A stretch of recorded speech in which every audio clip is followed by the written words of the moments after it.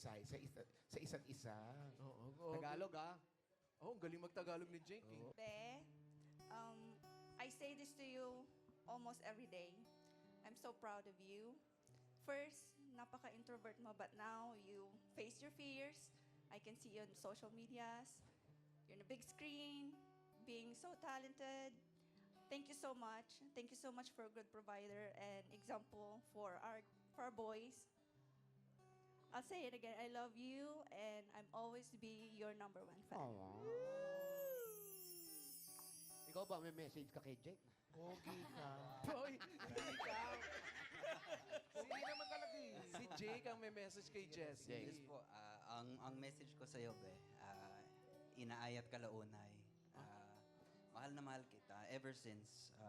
Nung unang kita nakita, yes, my boyfriend ka. Pero nakakita ko sa'yo yung lahat ng mga qualities na gustong-gusto ko.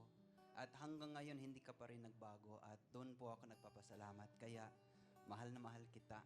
Ngayon, bukas, at magpakailanman.